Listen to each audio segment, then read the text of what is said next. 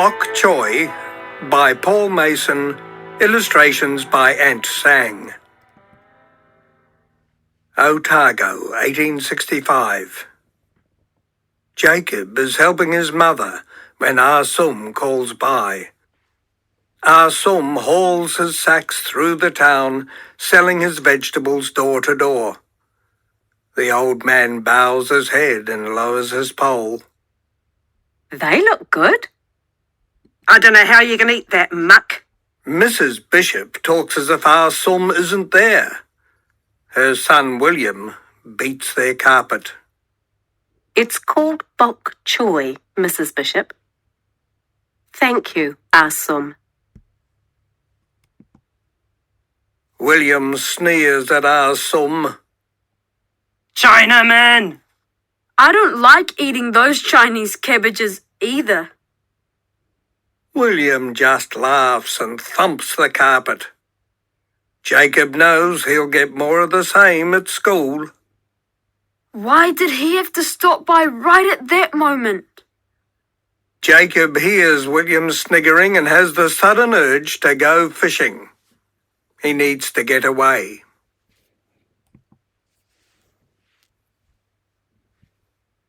It only takes a moment for the river to steal Jacob. A stumble as he casts out, a worn-out boot on the slippery rock, and he is up to his waist in the unkind water. The current closes in on him, swirling and tugging. He is swiftly dragged into the middle where turquoise turns to deep blue. Jacob flails his arms. He tries to stand. Finally, he spins round on his back and faces downriver, the cold squeezing his lungs. Dark shapes loom close, rocks. If he can only get to them! Jacob tries to swim. But the rocks come too soon. He's got it wrong, and his body slams against a wall of stone.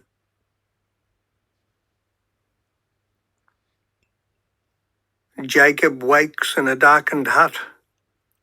In the gloom, he sees a man hunched over, tending a fire that is more smoke than flame. Jacob tries to sit up. He groans.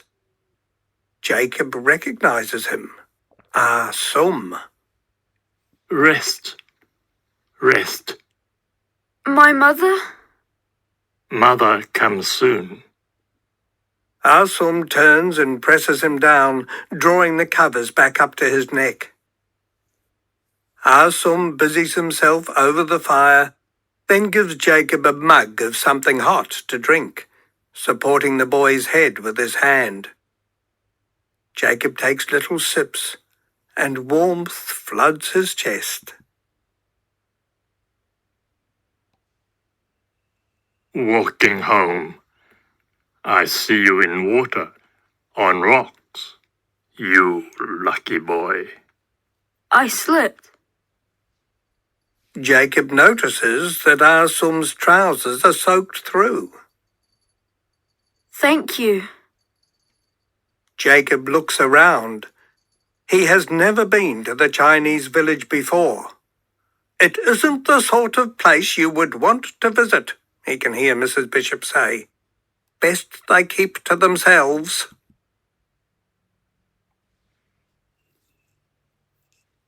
Ah Sum offers Jacob a dish with some rice, but Jacob shakes his head. Ah Sum begins to eat. What is your name? Jacob. Jacob Smith. Jacob Smith. Your mother comes soon. Ali, go to bring. Jacob gazes at paintings near the bed. Ah Sum notices Jacob's gaze. Ancestors. Family. Jacob likes the tea. He is starting to feel better. Where are they? Your family? Family in Canton. Wife, children, everybody. No come to New Gold Mountain. Jacob feels his stomach twist. He was so angry with Ah Sum earlier. Mother arrives, ushered in by Ah Ling. Ah Sum struggles to his feet to greet her.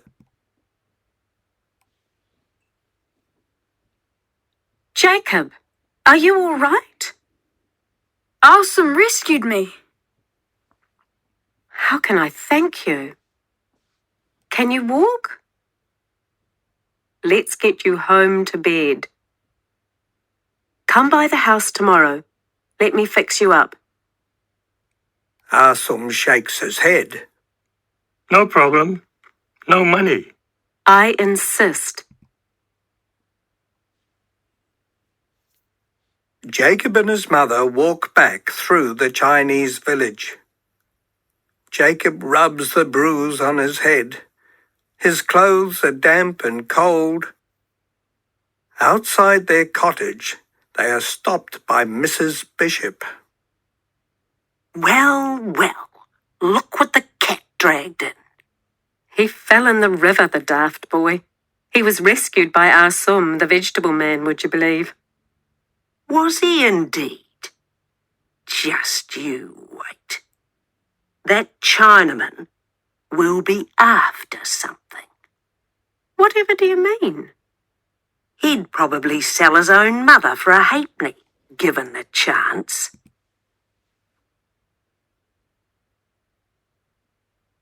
Jacob thinks about the paintings in Ah Sum's hut. He thinks about the offerings to the ancestors. The lonely old man marooned in New Gold Mountain, a lifetime away from the family that he dreams of seeing again. You've got that wrong, Mrs. Bishop. I hope you're not going to be cooking that foul cabbage again tonight. It's called Bok Choy. Chinese gold miners in New Zealand. In the 1860s, miners from China came to New Zealand to mine for gold. These miners hoped to make a fortune and then return home to their families. Although they were encouraged to come to New Zealand, not everyone was welcoming. The Chinese miners looked different and spoke their own language and usually ended up living in their own villages. As well as mining, some ran shops or sold goods from door to door. While a few of the Chinese miners did strike it rich, most struggled to make a living. Some of them never saw their families again.